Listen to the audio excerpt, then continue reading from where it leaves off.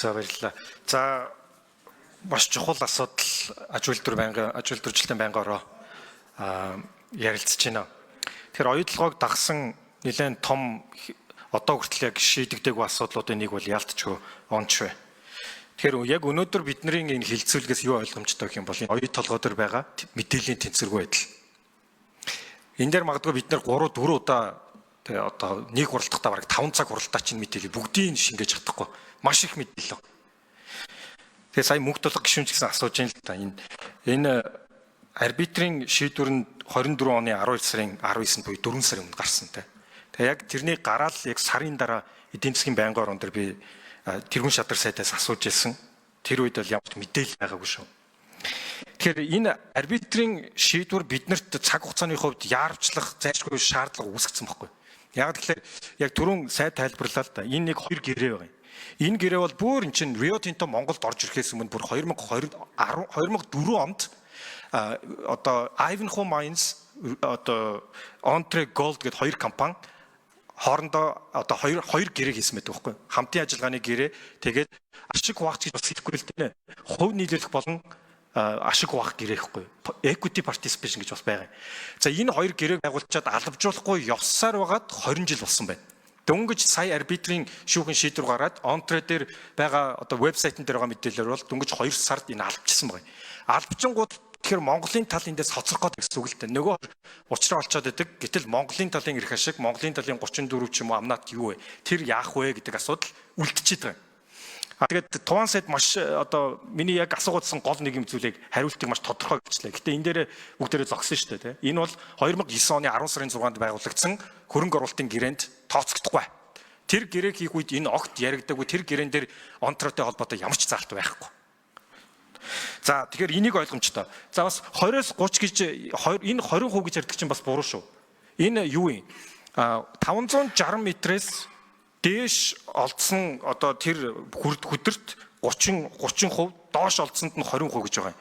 Тэр ер нь бол энэ 20-с 30%-ийн equity participating interest гэж байгаа. Нэгсэнтэй оролцох хувь бас ашиг гэж хэлгээд хэцүү. Тэгэхээр маш гэрээний нарийн зохицуулалт байгаа байхгүй. Тэгэхээр гих мэдчлэн маш олон одоо энэ мэдээллийн тэнцвэргүй байдлаар бид нэр уншаад энэ маш их мэдээлэл байгаа.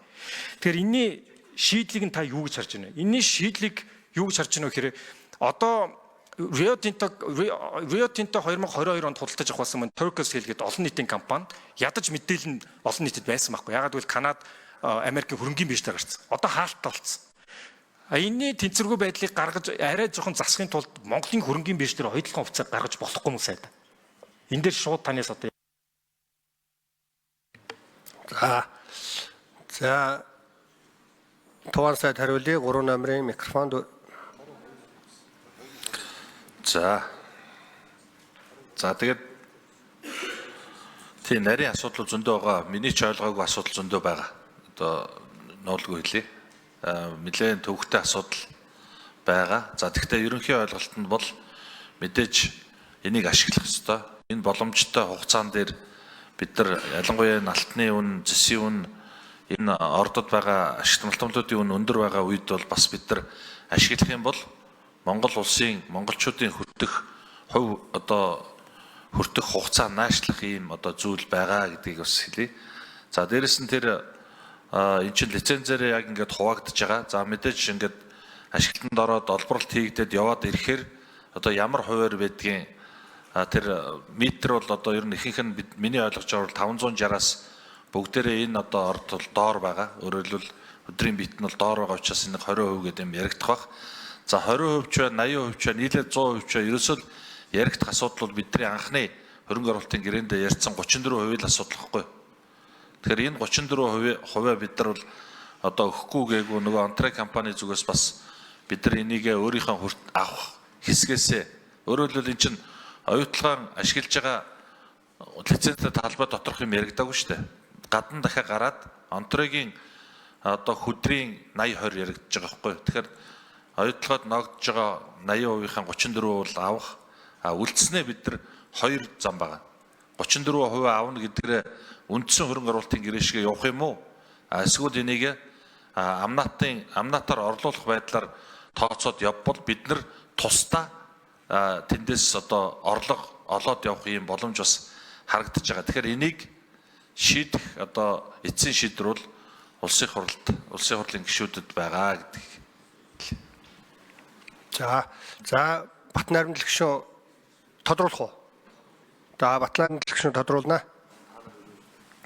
За бид нар одоо энэ дээр 34 амнаатга яригдгаар энэ бас айгүй тийм тусгай кейс болчихж байгаа л да. Яг энэ одоо хүртэл хийсэн гэрээгээр ямар зохицуултаа вэ гэхээр хамтын ажиллагааны гэрээ бол оюу толгой гол менежер нь болно. Бүх зүйлээ хариуцна. Энэ компани өөрөө Канадын хөрөнгөний биржээр бүртгэлтэй.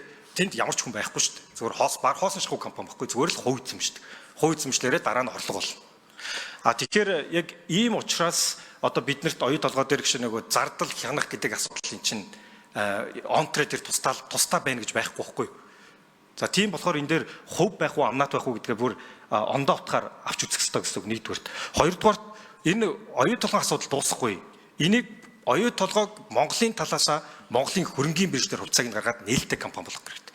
Хөндлөнгийн Монголын санхүүгийн шинжээчд оюу толгойг шинжилж дүгнэлт гаргадаг ийм байдал руу оруулахгүй бол төр нэг яам эсвэл нэг төрийн хідэн хүн л ирээд оюу толгойг яриад байдаг нөгөө талдаа ойлгодгүй энэ байдлыг бүр цугаар нь халах хэрэгтэй байхгүй.